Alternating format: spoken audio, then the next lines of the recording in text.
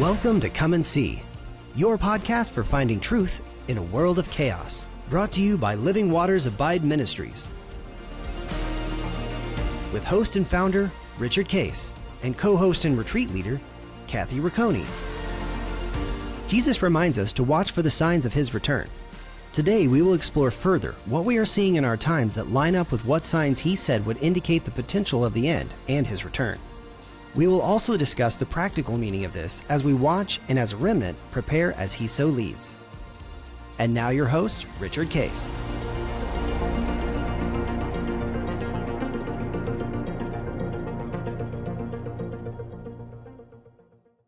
Welcome, everybody. This is End Times Friday, and this is now part two of talking to our good friends from Israel, Eric and Rabbi Frame, and we're just so privileged. And if you didn't listen, go back to get last week's an update on all the detail of really what happened over there and how it went, and the fact that there's a relief now because that was always overhanging Israel. If they get a nuclear weapon, that's not good. And so it was a matter of how do we do it, when do we do it, and we just saw how amazing this happened. So we have some big questions before, and Denny has some questions. But one question I did have, Eric, was the IDF and your forces took out. We heard they took out almost every military leader in Iran. Is that actually happened? Did that happen? Well, it depends on how. The top echelon was pretty much eliminated. That's correct. In both the army and the Iranian Revolutionary Guard. I'm sorry, Islamic Revolutionary Guard is what it's called. But of course, they have, subordinates who are available to replace them. And I think many of those positions have been replaced already. And what happened was that this was a very smooth operation by the Mossad. That basically, most of them were all in the same place at the same time, which is unusual. And it was just a manipulation of circumstances by the Mossad.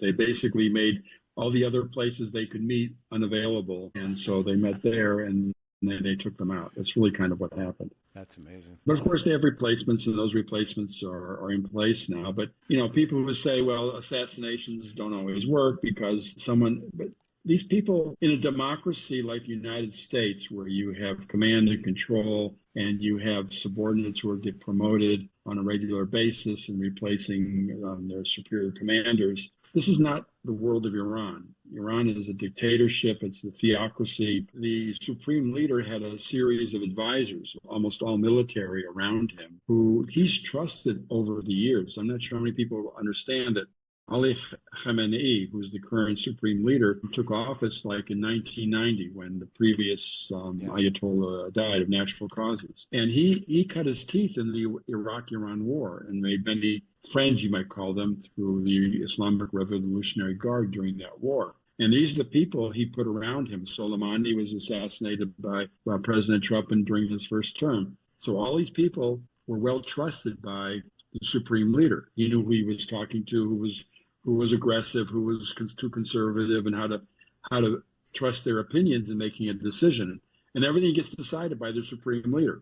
Well, when you take all those advisors away and they're gone, who does he trust? Yeah, he had no one to trust. So it was very, very effective policy by the IDF. Eric, there were also scientists that were taken out, probably more difficult because you don't have that kind of hierarchy there. Right. So they estimate that they took, over the years, the Mossad has been active in assassinating top nuclear scientists in Iran who had very senior positions in the project, including, one who's called like the Oppenheimer of Iran, in fact, it was even disclosed recently that one of them was not only kidnapped by the Mossad, but he was interrogated on Iranian soil before he was killed. So, so a lot of these, I think it was estimated when an article I read, there are roughly 300 scientists altogether, scientists and engineers, working in one capacity or another on the nuclear project, whether it's making centrifuges or a nuclear detonation system or the weapon or the delivery system, whatever. It involves roughly 300 people. Out of those, the top 15 to 20 have now been killed. Okay, so I think it would be, I'm not sure I know enough to say whether the basic knowledge is now Well, there's one more piece of information. If you may remember, I think it was like around 9 years ago, Prime Minister Netanyahu was proudly displaying to the world this truckload of documents, hard copy documents that the Mossad had actually literally stolen from a military facility in Iran and transported them by air back to Israel. And all those documents had detailed plans. They had blueprints of the Fordo facility. So this is how they knew where all these facilities were and how they were constructed. Well, I read, I don't know if I believe it or not, that there was one second set of those documents which were basically destroyed, set afire by an Israeli Air Force attack. So there's some claims that all the blueprints for making the bomb and so on may have been lost, but I'm a bit skeptical that that's really what's happened. So now you have like the second and third tier scientists who need to reconstruct sort of this recipe, if you will, for the bomb. And it's not so simple. I'm not saying that they can't reconstruct all the knowledge that they had before. They can, but it'll take time. So all these people who are running around the United States saying they're going to have a bomb in a few months now really don't know what they're talking about. It's going to take a lot longer. I don't know. It'll take a year, 2 years, 4 years. I don't know. It'll take a while. And there's lots that can happen in that time frame. And it might be harder for them to recruit top nuclear scientists now under these conditions. Exactly.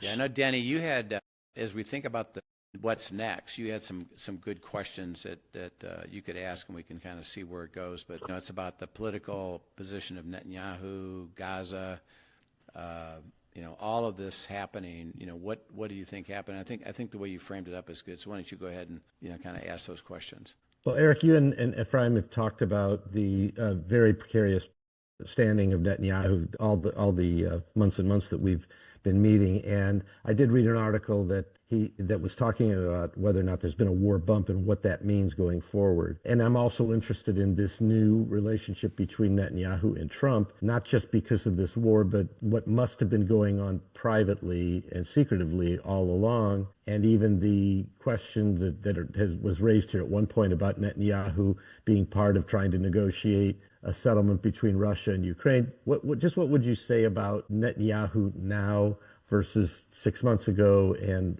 has anything really changed there in the opinion of Israelis?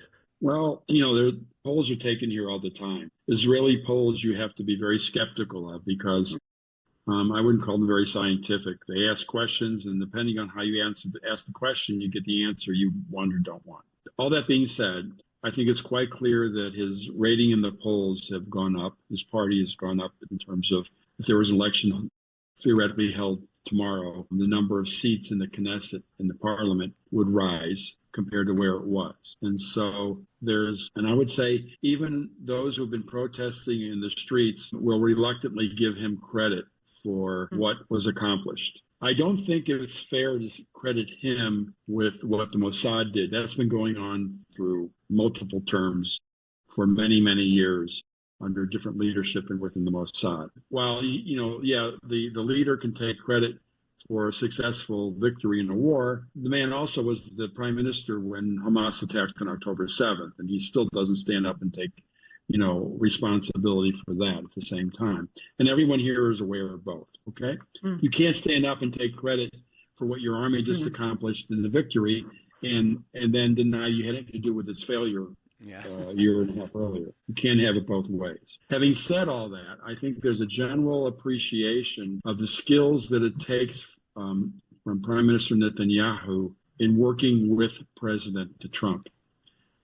President Trump is not an easy man to understand, or how to understand what motivates him and how to get him to understand your position and why it's legitimate. But there's a skill in that, and I think Prime Minister Netanyahu has worked that angle quite well. Whether another individual running the country could have done it as well as him, it's probably not. Probably there was no one here as qualified as he was, knowing all the dynamics in Washington, having worked in Washington before. Could have played this quite as effectively as the prime minister has. That being said, his coalition still struggles and still has a lot of problems. And I don't think we're in a parliamentary democracy here in Israel, kind of modeled after the British system, for better or worse. And a government stays in power up until for the maximum period of 4 years. And it's possible for the government to fall prior to that time if it fails a vote of confidence in the parliament. Given the circumstances, my guess is that this government will last its term, even though it has a lot of problems. And that means that the next set of elections will be taking place in a bit more than a year, but campaigning will start in about a year's time. And the elections will be in about 15 months type of time frame. That's when the next elections are scheduled. How Prime Minister Netanyahu does in that election depends on a lot of things that can happen between now and then. I really would be able to predict. Rabbi, you have any input on that one as well in terms of the people's view of all that? Yeah, no, yes, I agree with what Eric is saying. There's there's a super amount of pride in Israel's military accomplishments and a respect for Netanyahu and what he's accomplished, and there's also a lot of frustration. So yeah, it goes both ways. Israel, our voters are intelligent and they have good sense of history, and there's also, just to throw in the mix, there's a tremendous angst in the country about what's going on in Gaza. Whereas we still have many hostages, like 50 hostages dead and alive, and we have soldiers that are dying every day, and the war is going on and on and on. And that's one where the victory has not been so clear. The victory is clear that we have disarmed them to a very, very large extent and made them much of a less formidable threat. But there's a big split in the country about how we're handling the Hamas war, and that continues to grow. The longer, there's more and more people all the time that are just wanting to get out of Gaza if a deal to get all the hostages can be accomplished, which is a really big question mark. Sure. What's your guys' I guess, potentials in Gaza of getting the hostages back, vacating? It's in ruins. So are they going to try to rebuild it? Will Hamas try to come back? Lots of dynamics. What's your thoughts about the next 6 to 12 months? What might happen there? So what's happening now is Hamas's ability to control its population and to execute any kind of serious fighting is deteriorating quickly.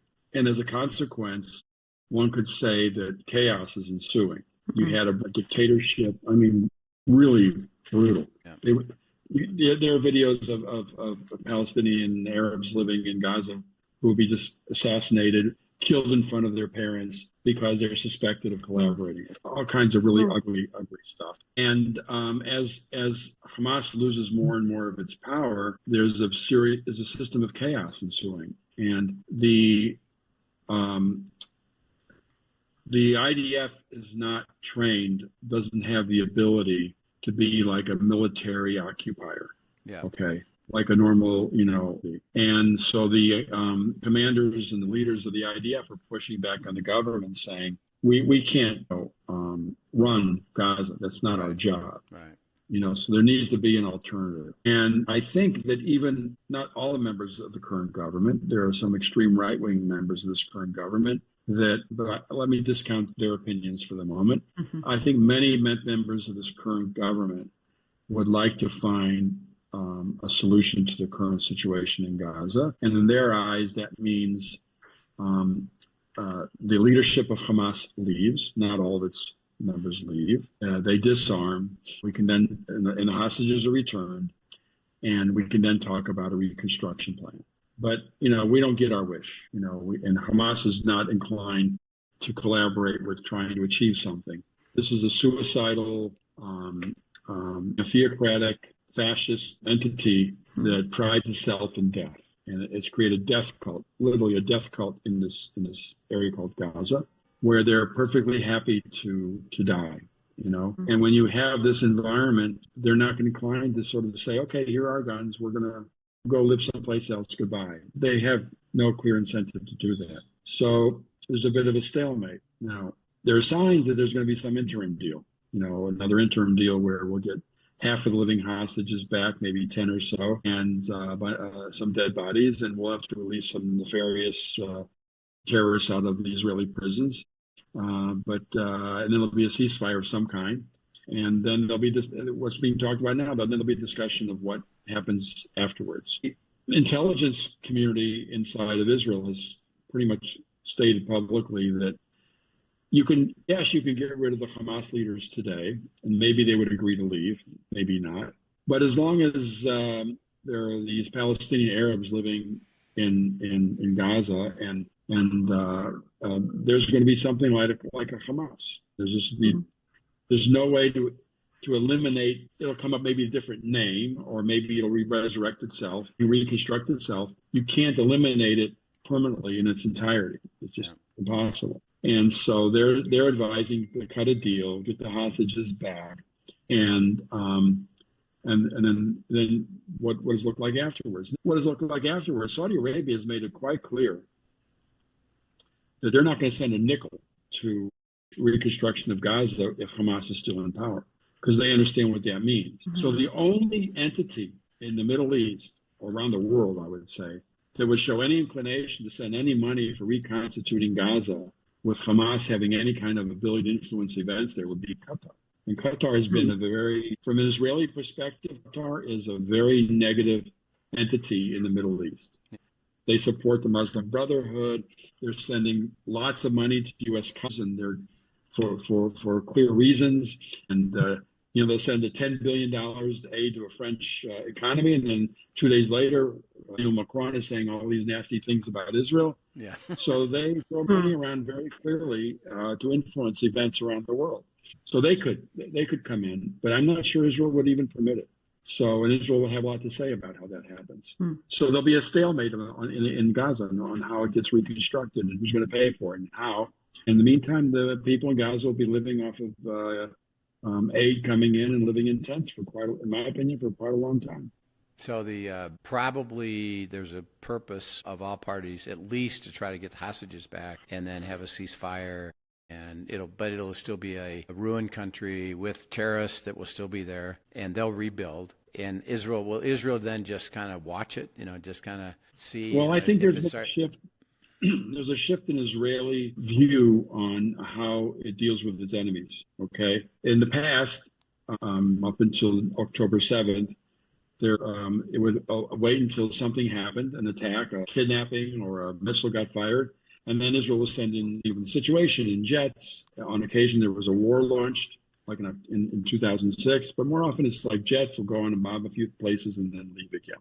And that was according to the policy in Gaza. I don't think that policy will be reconstituted anymore. You can see it in play in Iran, in Lebanon. I'm not sure it's getting publicized in the United States, but I wouldn't say daily, but several times a week, there's you'll read about an explosion in a car driving along a highway in Lebanon that was carrying a Hezbollah leader and his 2 assistants. And poof, they're gone. That's Israel operating. And it's going to continue to operate this way.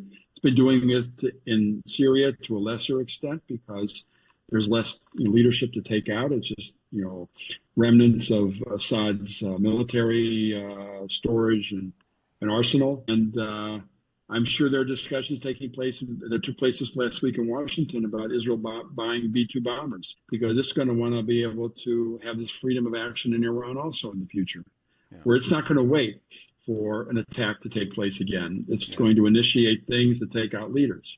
I think that's going to be a change in the Israeli policy going forward. There's a discussion over here about expanding the Abrahamic Accords with other Middle Eastern nations that are particularly Sunnis. Is that discussed over there? Is there any thought about will they actually start to formally join up together with Israel and the United States? Well, there's a lot of hope. There's been talk of Mauritania, of Indonesia, and of course Saudi Arabia, and there's some other players here in play. I think one of the most interesting ones is there's been a genuine fear in Israel that with Iran severely weakened and basically kicked out of Syria, the current leadership in Syria was largely armed by Turkey. Yeah.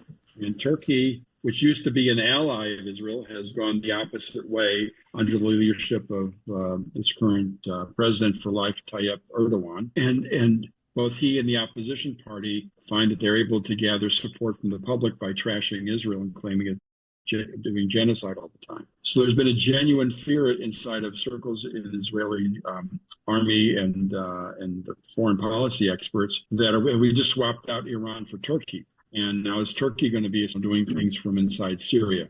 But now there's a serious talk that Syria may come to some kind of deal. I don't think it'll be a peace agreement, but it'll be some sort of like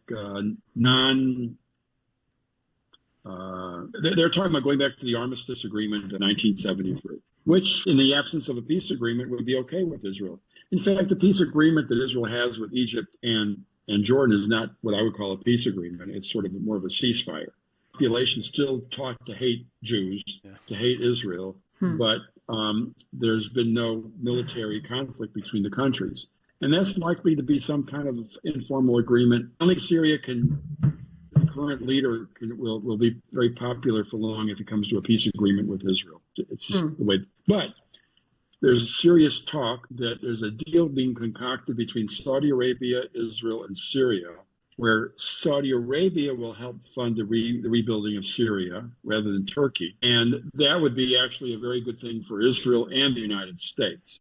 And then the United States would relieve a lot of the sanctions on Syria. Syria can reconstruct itself, aligning itself with Saudi Arabia, which is much more palatable, not only to the United States, but also to Israel. And this can be some kind of three-way deal. And remains, I'm sure this was discussed in D.C. So, Rabbi, is the population, are they aware of those kind of discussions of Abrahamic Accords and Saudi Arabia and what things are possible? Do they keep up on that and have any thoughts about that? Well, it's definitely discussed in the news all the time, but there's usually not a whole lot of details that come along with that of what's being discussed and how serious. But people are aware that there are discussions going on with Syria, and to everyone's surprise, that it seems to be a possibility.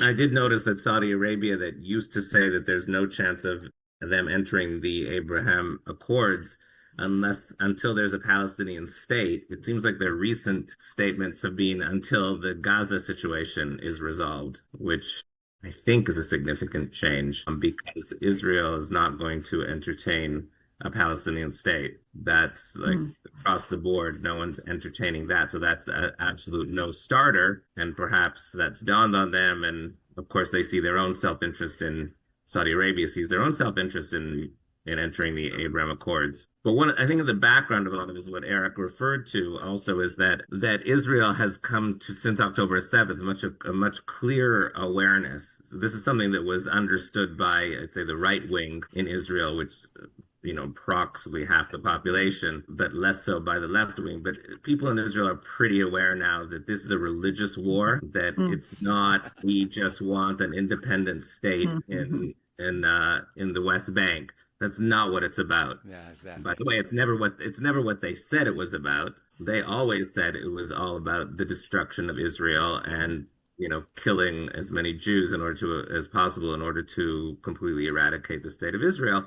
That's we're clear on that now. Making compromises towards giving more power to Palestinians, whether it's West Bank or Gaza, that will be used to create more terror against us to help them towards their goal of our destruction is just, not going to be entertained in this country much anymore. Yep. A lot less. Well, thank you both for, go ahead, Denny. You have one more question. I was just curious quickly, to what extent are world economics and tariffs and this emergence of Trump as the world negotiator using that leverage, to what extent does that play into these self-interests of these various countries? So I have my opinion, and I can't necessarily substantiate it.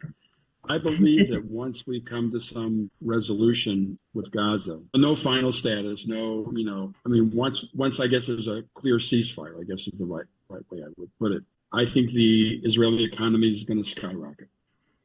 And just to give you I have these European friends here, very dear friends, who will come to, I don't know, you don't know how much goodwill you've lost in Europe. I said, Europe is in the Stone Age. NVIDIA, who has become a household word now throughout the world, announced that they are building a 30,000 square meter. What is that? That's like a 300,000 square foot office building in the northern part of Israel so it can hire over 5,000 engineers in Israel. Yeah. Okay. Now, I don't think the president, Jensen Huang, the president of NVIDIA, is sitting there asking himself, wow, Gaza looks really demolished. I'm not going to, I really don't think I can support Israel by building. He's building this facility because he knows he can find talent here. Okay. I know Apple quite well because I was an executive there for a while. They've announced that they're building their major AI chip design facility here in Herzliya, Israel, where they already have like 3,500 engineers, and they're looking for more. So, I mean, Israel is so aligned with the future of tech and everything else. There are like 4 major Israeli security companies, tech, like cybersecurity, all primed to go IPO. Okay. One of them I'm lucky to be an investor in. And they're all primed to go IPO in the next year and a half. Okay. And when there was just France has this air show they used to put on, and now it's become more like a showcase for military hardware. And France put a black cloth around the Israeli exhibit. They claim because of politics. Don't believe them. It's because the French defense industry is scared that the Israeli defense industry has proven its acumen so substantially in this war that its sales are going to skyrocket. Europe is now trying to live up to its obligations under NATO. Finally, after 30 or 40 years, it took President Trump to put figuratively a gun to their head to get them to actually raise their defense budgets where they should have been. And some of them are shopping here in Israel. And so I'm a firm believer that this country is going to zoom as soon as we bring this stuff to an end. I don't know, Ryan, what do you think? I agree. On top of that, also, our young people are spectacular. People that have been serving in the army, people are being resilient against these threats. The young Israeli population is just spectacular. And without being too negative on the West, the trends in the West are not quite as positive as what's going on in Israel. So we're the young people in Israel just flying, and they're very goal oriented. They're smart. They're ambitious. Yeah, most of us with gray hair are saying, take over the country already here. That's great. Great. Well, thank you so much again for all your insight, and it's been very enlightening to understand, particularly from your perspective, and the truth there of what's happening, what is happening. And we'll explore more as we continue to meet of all these factors now that are in play. What will that mean? And again, for us, as we look at Israel being the center of attention in God's ultimate plan, personally, I always said, we can be assured, as everything was being discussed about nuclear, it ain't going to happen. I said, because the scriptures say it ain't going to happen. So however it happens, it ain't going to happen. So it's going to be interesting to see what transpires next in terms of peace, or let's see, ceasefires. And I do believe that this has changed Israel's perspective on what to do now going forward. And they're superior. I did hear, this is interesting, I saw a quote, this is from a senior Iranian leader. He was being interviewed, and he said, my whole life, my existence, my thinking, everything I do is to eliminate Israel. And I will be dedicated to that the rest of my life. He says, however, at the moment, we're not able to do that. He said, they're technically superior, way superior to all the rest of us. We can't get there. We can't get there right now. Now, I know it doesn't change their desire, but it's interesting what I believe God has done, for Israel. So anyway, thank you so much for sharing, and we're privileged to have you guys, and we're again grateful that you're hopefully able to have an enjoyable summer now that isn't under so much fear and worry. So thank you so much. Yeah. Thanks for joining us as always. And thank you to our listeners. If you have questions from today's broadcast, send them in to us at questions@abideministries.com. And we look forward to seeing you next time. Thank you for joining us for today's episode of Come and See, your podcast for truth in a world of chaos. Brought to you by Living Waters Abide Ministries. Send us your questions and comments, and tune in tomorrow for more answers to your personal questions about living life in God's truth. Remember, God's will is best and none better. His truth brings peace in this world of chaos.